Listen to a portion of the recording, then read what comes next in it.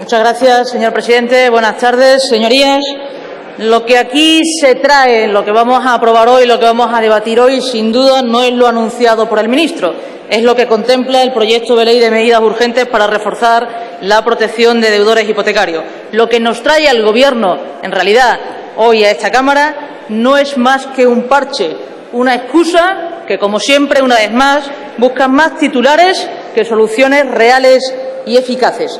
Se comprometieron ya hace tiempo, no hoy, se comprometieron hace mucho y nos anunciaron una serie de medidas para aplicar una moratoria de los desahucios hipotecarios que efectivamente sirviera para evitar la pérdida de las viviendas en un plazo breve de tiempo, mientras en esta Cámara acordábamos las reformas legislativas necesarias. Y nosotros nos comprometimos a trabajar en eso, pero ustedes no han hecho eso en absoluto. El Gobierno, con este proyecto de ley, se limita a no tramitar los desalojos, pero eso no evita las pérdidas de la vivienda, ni permite que si una familia mejora su situación económica pueda quedarse en su casa, ni afronta que la vivienda se subaste en condiciones injustas. Y es más, al no aplicar siquiera una paralización de los intereses de demora claramente abusivos, es posible incluso que la deuda crezca y pueda, además, incluso superar el crédito inicial. Flaco favor le está haciendo el Gobierno a las familias que se participen en este proyecto de ley. Se limitan, con el mejor estilo del Gobierno, a aplazar el problema, a ponerle fecha al momento de finalización del desahucio de las familias, a condenarlas el próximo 16 de noviembre del año 2014, cuando finalice el periodo de esta supuesta moratoria, al desalojo definitivo de sus viviendas, sin ninguna oportunidad y con una deuda pendiente mayor que en el momento de aplicación de la medida del Gobierno. Además, han establecido en este proyecto de ley unas limitaciones tales para poderse acoger a las medidas planteadas que están rozando el absurdo.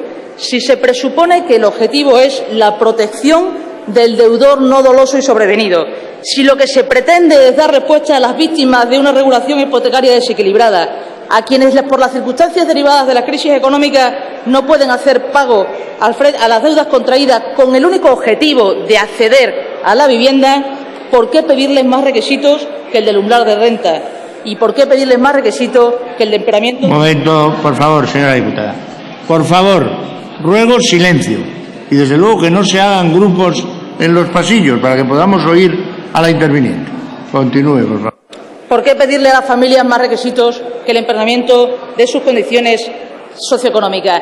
Es tan incomprensible, tan absurdo lo que han traído en este proyecto de ley que excluyen casos y a gente, por ejemplo, un padre, una madre soltera con un hijo a cargo a partir de que su hijo cumpla los 4 años, o incluso una familia que reúna prácticamente la totalidad de los requisitos: ser familias numerosas, haber perdido uno de sus miembros el empleo, cobrar otro muy por debajo de 3 veces el IPREM, por ejemplo 900 euros, y tener incluso un dependiente a cargo. Si su hipoteca no llega al 50%, si su hipoteca es de 400 euros, están fuera, no pueden beneficiarse en ningún caso de las medidas contempladas en este proyecto de ley. Y es más, incluso reuniendo el 100% de los requisitos, de estos restrictivos requisitos, si el deudor tiene la mala suerte que en el procedimiento de subasta la adjudicación, que recuerdo no paraliza los intereses de demora, esta suspensión absolutamente nada, ni el proceso de pérdida de la vivienda, si la adjudicación de la casa se la queda a un tercero y no una entidad financiera, de nada sirve reunir los requisitos, están automáticamente excluidos. Simplemente se han limitado a cumplir con un expediente, sin voluntad política real. No nos lo han demostrado nosotros, no se lo han demostrado la ciudadanía, de querer proteger a las familias. Y también lo están haciendo, señor ministro, con ese anunciado Fondo de Viviendas Sociales, estableciendo exactamente las mismas limitaciones. Les repetimos, la vivienda no es caridad, la vivienda es un derecho. La vivienda no es algo que se tenga que solicitar a una ONG o a una entidad financiera como si estas fueran las que tengan la obligación de ayudar a las familias en vez de ser en realidad las que están recibiendo ayudas. La vivienda es un derecho y como tal han de ser las administraciones, los poderes públicos, las instituciones ante quienes tenemos que reclamar el acceso a la misma. Y nuestra responsabilidad no es la de rogar casi con lágrimas en los ojos, como hacía el otro día la vicepresidenta del Gobierno ante los bancos, esos mismos bancos que llaman activo tóxico a algo por lo que otros están dando la vida que facilite alguna cosa más. No, esa no es nuestra responsabilidad. Nuestra responsabilidad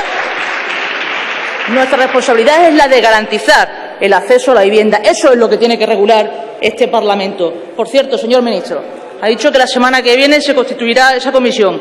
Desde ya, pida en esa comisión que nos informe a este Parlamento cuáles son las características de las viviendas para que no hayan sido queridas ni por su banco malo, dónde están, cómo son. Y díganos también si han tenido en cuenta lo que le supone a una familia perderse de su entorno social, tener que perder realmente su casa, perder a sus vecinos, su protección, perder el entorno vital para poder tener derecho al techo. Lo que sí que traemos nosotros esta tarde, hoy, en nuestra enmienda a la totalidad, es la regulación justamente de esos derechos. Frente a la demagogia del Gobierno, mediante la enmienda a la totalidad que hemos presentado, le damos hoy la posibilidad de no esperar más, de aprobar esas medidas que están reconociendo, usted ha reconocido hoy aquí, como necesarias. Esas medidas que sí sirvan para equilibrar la regulación hipotecaria, para acabar con las injusticias, para proteger a las familias, para impedir, por encima de todo, la pérdida de la vivienda, principal objeto de nuestras reiteradas propuestas. En la enmienda a la totalidad que les presentamos se garantiza una suspensión real, durante 3 años de los procedimientos de ejecución hipotecaria, en cualquier situación de insolvencia sobrevenida y no dolosa, con la consiguiente, por supuesto, paralización de los intereses de demora y del procedimiento de ejecución.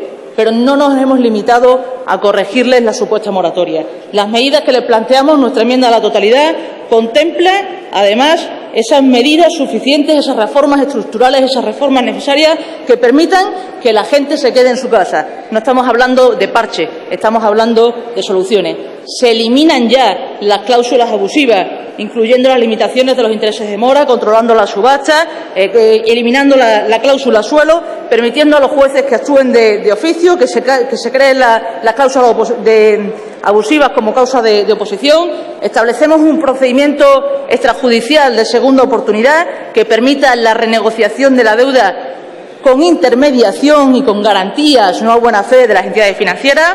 Incorporamos, por cierto, la protección de los fiadores de la vivienda y algo que se le ha olvidado en todo momento al Ministerio de Economía, que es la protección de los trabajadores autónomos. Tenemos en cuenta, además, como beneficiarios de estas garantías a aquellas personas que ya han perdido su vivienda, que ya han sido víctimas de un desahucio y que también tienen que tener la protección por parte de este Parlamento. Modificamos efectivamente el Código de Buenas Prácticas, haciéndolo obligatorio y facilitando su acceso a él a las familias. Y regulamos el parque público de viviendas de alquiler social, no solo con esas viviendas que puedan disponer en algún momento como obra de caridad las entidades financieras, sino de todas las procedentes del stock de vivienda nueva sin vender o desocupada, de la rehabilitación de viviendas desocupadas, las que hayan pasado como consecuencia de un desahucio, a las entidades que reciban ayudas públicas, también las que gestiona el Sareb, el llamado Banco Malo, contemplando además el derecho de los ciudadanos, de las ciudadanas, a reclamar a la Administración su acceso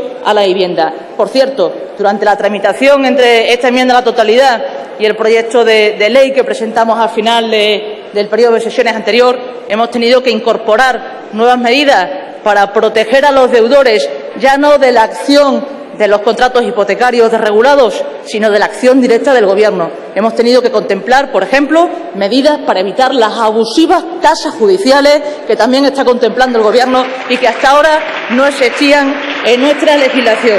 Se garantiza también esa protección. Señor ministro, hoy tienen de nuevo la oportunidad de demostrar que están dispuestos a abordar estas cuestiones, que no querían solo titulares, sino que querían soluciones.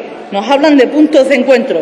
En esos puntos de encuentro, la mayor parte de las cosas que ha anunciado están ya contemplados en la enmienda a la totalidad que les hemos presentado. La modificación de la Ley de Enjuiciamiento Civil, la del procedimiento ejecutorio, la regulación, la modificación de la ley hipotecaria y del mercado hipotecario, el control de las cláusulas abusivas, de la cláusula suelo, de todos los abusos del sistema. Pero sus anuncios tienen algunas trampas. Vamos a ver cuando se conviertan en enmiendas en qué se convierten. Pero ya tienen desde ya algunas trampas. ¿Están dispuestos, señor ministro, a modificar, por ejemplo, todas estas insuficiencias en la moratoria que les acabamos de especificar? Porque si lo están, ¿para qué traen este proyecto de ley aquí directamente? ¿Cómo se garantiza con algunas de sus propuestas la permanencia en la vivienda si solo están regulando el procedimiento de ejecución? ¿Lo quieren garantizar de verdad? ¿Cómo van a controlar ese fondo de viviendas de calidad del que les hemos hablado? Cuando habla de ejecución o de no adjudicar la vivienda por hasta un 75% de valor de tasación, ¿a qué tasación se refiere? ¿A la tasación de la concesión del préstamo? ¿A la tasación abusiva de ejecución que no van a tocar? ¿O a la nueva tasación que tenga que aportar el deudor, sabiendo todos, como sabemos, que el valor de la vivienda hoy va a estar siempre muy por debajo al que sirvió para la concesión del préstamo? ¿Qué intermediación, qué garantías en la reestructuración están dispuestos a hacer? ¿Van a hacerlo otra vez a través solo exclusivamente de la buena fe de las entidades financieras? ¿O les van a permitir, como está pasando hoy, que apliquen también nuevos intereses en los periodos de carencia claramente abusivos? ¿Va a haber una segunda oportunidad que permita a las familias quedarse o solo alivios en la ejecución? Los fiadores, los autónomos, las personas que ya han perdido su vivienda, ¿también van a estar contempladas en esas medidas que nos ha anunciado hoy desde el escaño como mera propaganda? ¿O va a ser para todos, la regulación va a ser para todos o como hasta ahora, exclusivamente para muy pocos? Ni siquiera ha sido acertado usted con las enmiendas que nos ha anunciado desde esta tribuna. Nos generan muchas dudas y por eso les decimos desde ya que una vez más nosotros vamos a estar dispuestos a no parar de ninguna manera hasta que se acaben con los abusos y hasta que se acabe con los desahucios, hasta que garanticemos en este país que no se eche a nadie de su casa en condiciones injustas y que mientras haya viviendas vacías no haya gente sin hogar.